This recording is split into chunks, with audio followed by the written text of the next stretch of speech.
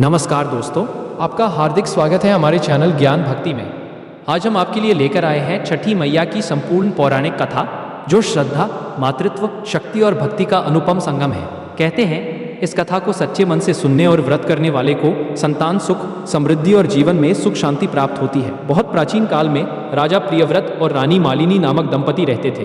वे धर्मपरायण और दयालु थे, परंतु संतान सुख से वंचित थे। राजा ने महर्षि कश्यप की सलाह पर पुत्रेष्टि यज्ञ करवाया।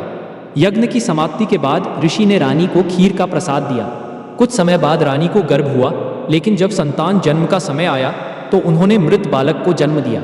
राजा शोक में संतुलन खो बैठे और बालक के मृत शरीर को लेकर शमशान चले गए। उसी समय आकाश से दिव्य प्रकाश प्रकट हुआ और देवी षष्ठी छठी मैया अवतरित हुई। देवी ने कहा, हे राजन, मैं ब्रह्मा की मानस पुत्री और सृष्टि की छठी शक्ति हूँ। मैं संतान और जीवन की रक्षिका हूँ। जो सच्चे मन से मेरी उपासना करेगा, मैं उसे संतान सुख और जीवन की पूर्णता का आशीर्वाद दूंगी। राजा ने कार्तिक शुक्ल षष्ठी के दिन देवी की आराधना की। देवी प्रसन्न होकर उसके मृत पुत्र को जीवन दान दिया। उस समय से यह व्रत छठ नाम से प्रसिद्ध हुआ और लोकास्था का शुभ पर्व बन गया। त्रेता युग में इस व्रत को माता सीता ने आरंभ किया। जब भगवान श्री राम ने रावण का वध कर 14 वर्षों का वनवास पूर्ण किया तो वे पुनः अयोध्या लौटे। नगर में हर्ष और उल्लास का वातावरण था। ऋषि मुनियों ने कहा, हे रघुनंदन, राज्याभिषेक से पूर्व सूर्य देव और देवी षष्ठी की पूजा आवश्यक है। माता सीता ने कार्तिक शुक्ल षष्ठी से 4 दिनों तक व्रत रखा। उन्होंने गंगा जल से स्नान कर सूर्य की उपासना की। षष्ठी की संध्या को अस्त होते सूर्य को अर्घ्य दिया तथा सप्तमी को उदयमान सूर्य को अर्घ्य अर्पण किया। माता सीता की तपस्या से प्रसन्न होकर सूर्य देव ने आशीर्वाद दिया, हे देवी, जिसके घर में श्रद्धा पूर्वक यह व्रत होगा वहां कभी अन्न धन की कमी नहीं रहेगी। अब से यह व्रत सीता माता की पूजा प्रेरणा से लोक परंपरा का अंग बन गया। अयोध्या से प्रारंभ हुई यह परंपरा आज पूरे भारत और नेपाल में लोकास्था का सर्वश्रेष्ठ पर्व मानी जाती है। द्वापर युग में पांडवों पर जब विपत्ति आई और वे वनवास में गए, तब भगवान श्री कृष्ण के निर्देश पर द्रौपदी ने षष्ठी मैया का व्रत किया। 4 दिनों तक उन्होंने निर्जला व्रत रखा और सूर्य देव की आराधना की। उसकी कठोर तपस्या से प्रसन्न होकर सूर्य देव ने उन्हें अक्षय पात्र प्रदान किया, ऐसा पात्र जिससे कभी अन्न समाप्त नहीं होता था। इस पात्र के कारण पांडव और उनका परिवार सदैव भूख से मुक्त रहे।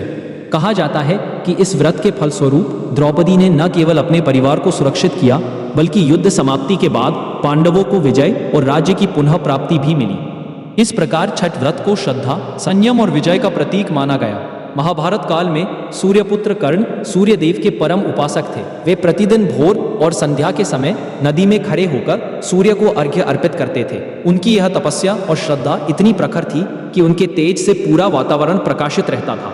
उनकी निष्ठा के सम्मान में सूर्य देव ने कहा, कर्ण, तुम्हारी भक्ति ही आने वाले युगों में सूर्य उपासना की सबसे पवित्र परंपरा बनेगी। कर्ण की यही साधना आगे चलकर उगते और डूबते सूर्य दोनों को अर्घ्य देने की परंपरा का आधार बनी। लोक मान्यता है कि आज भी छठ पर्व उनकी तपस्या की स्मृति को जीवित रखता है। छठ पूजा केवल सूर्य देव की उपासना नहीं, बल्कि यह प्रकृति, जल, वायु और मातृत्व का सम्मान है। इस व्रत में शरीर और मन की शुद्धता का महत्व सर्वोच्च है। इस पर्व के दौरान भक्त आत्म संयम, एकाग्रता और सामुदायिक एकता का संदेश देते हैं। यह वही प्रयाग है जहाँ भक्ति और विज्ञान दोनों का संगम होता है।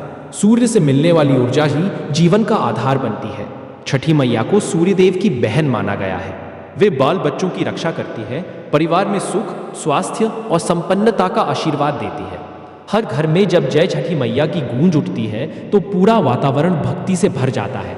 अगर आपको हमारा यह वीडियो पसंद आया हो तो हमारे चैनल ज्ञान भक्ति को सब्सक्राइब करें, वीडियो को लाइक करें और अगर आपको यह कथा दिल से छू गई हो तो कमेंट में एक प्यारा सा जय छठी मैया जरूर लिखें।